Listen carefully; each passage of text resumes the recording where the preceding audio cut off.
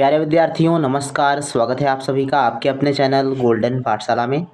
दोस्तों, इस वीडियो में कक्षा 7 के विद्यार्थियों के लिए अर्धवार्षिक परीक्षा 2024 विषय अंग्रेजी का संपूर्ण प्रश्न पत्र सॉल्व करेंगे। आप सभी लोग वीडियो को लास्ट तक जरूर देखिएगा।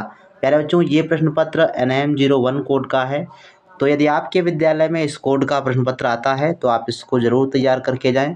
सेम यही प्रश्न पत्र आएगा, अदरवाइज आप इसे एक मॉडल पेपर की तरह तैयार कीजिए ताकि अर्धवार्षिक परीक्षाओं में आप सभी के अच्छे अंक आएँ। तो बच्चों, अगर आप इस पेपर को पूरा तैयार कर लेते हैं तो 100% यहाँ से आपके 3-4 प्रश्न ज़रूर आएंगे और NIM01 कोड का यदि आएगा तो सेम यही आएगा। तो आइए बच्चों, इस प्रश्न पत्र को देखते हैं और सॉल्व करते हैं। तो पहला प्रश्न बच्चों दिया गया है, read the following passage and answer the following question in English. तो यहाँ पर कह रहा है कि इस गद्यांश को पढ़िए और नीचे दिए गए प्रश्नों के उत्तर अंग्रेजी में दीजिए। तो बच्चों, गद्यांश दिया गया है, Kabir was a great poet and sant who lived in India 100 of years ago. तो इसका हिंदी अर्थ क्या हो जाएगा?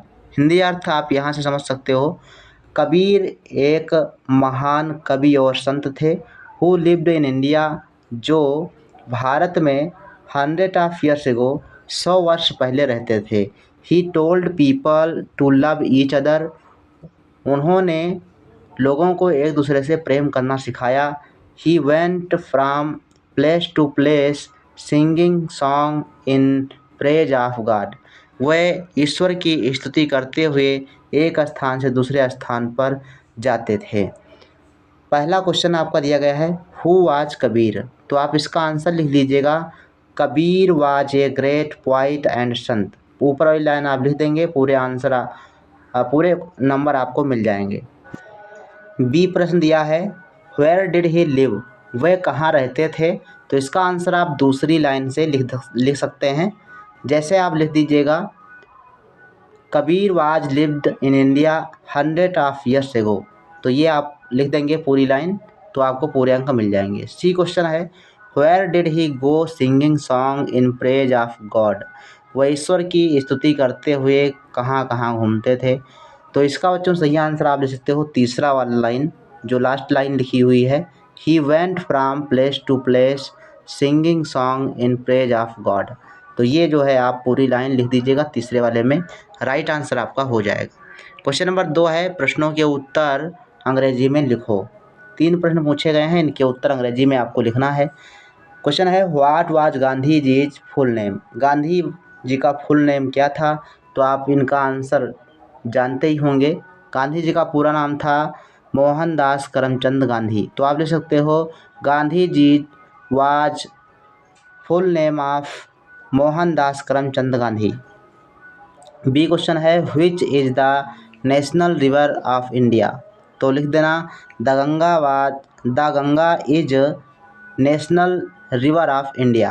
तो ऐसे आप लिख देंगे, आपको पूरे अंक मिल जाएंगे। सी क्वेश्चन है, when and where was Chandrashekhar born, Chandrashekhar Azad का जन्म कब और कहाँ हुआ था। तो इसका आंसर जैसे आपके बुक में लिखा है, आप इसको देख करके याद कर लीजिए। तीसरा प्रश्न है, right a definition of adjective with example, adjective की परिभाषा एग्जाम्पल सहित, उदाहरण सहित आपको लिखना है। चौथा प्रश्न है, write an application of your principal requesting him to grant you leave for 3 days because you are ill, आप बीमार हैं इसलिए 3 दिन का अवकाश आपको लेना है प्रधानाचार्य से। तो इस विषय पर आपको एप्लीकेशन एक याद कर लेना है। छठा नंबर प्रश्न है, किसी एक विषय पर 8 वाक्यों का एक ऐसे इंग्लिश में लिखो। ऐसे का मतलब है निबंध, आपको अंग्रेजी में लिखना है, 8 लाइन का होना चाहिए। The cow, my best friend और द पोस्टमैन, किसी एक पर आपको लिख लेना है, याद कर लेना है।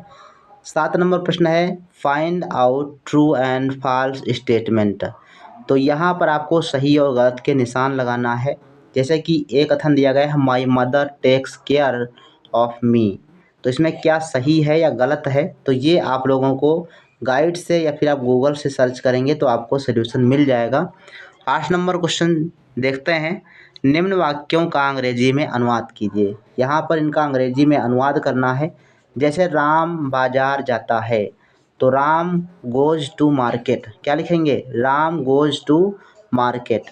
सीता खाना खाती है, सीता ईट्स फूड। और राम मेरा एक भाई है, आई हैव ए ब्रदर। वह बहुत ईमानदार है, तो ही इज वेरी ऑनेस्ट। वह बाग में थे, दे वेयर इन द गार्डन। तो इस प्रकार से इनके आंसर आप लिख लीजिएगा, हमने बोल दिया है, आपको लिखना है। तो बच्चों ये आपका अंग्रेजी का पेपर रहा कक्षा 7 के विद्यार्थियों के लिए अर्धवार्षिक परीक्षा का। यदि आपके विद्यालय में NM01 कोड का प्रश्न पत्र आता है तो सेम यही प्रश्न पत्र आएगा, इसको आप जरूर तैयार करके जाएं। तो बच्चों जब आप कक्षा 8 में आएंगे तो आप सभी को राष्ट्रीय आय एवं योग्यता आधारित छात्रवृत्ति परीक्षा देने का मौका मिलेगा। यदि आप इस परीक्षा में पास करेंगे तो आप सभी को 48,000 रुपये स्कॉलरशिप के रूप में मिलेगा, यानी वजीफ़ा के रूप में 48,000 रुपये मिलेगा 9 से 12 तक।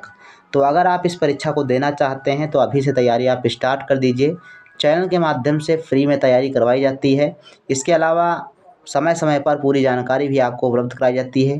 तो चैनल को सब्सक्राइब कर लीजिए और वीडियो को अपने दोस्तों के साथ शेयर कर दीजिए। मिलते हैं फिर नेक्स्ट वीडियो में, तब तक के लिए धन्यवाद। जय हिंद, वंदे मातरम।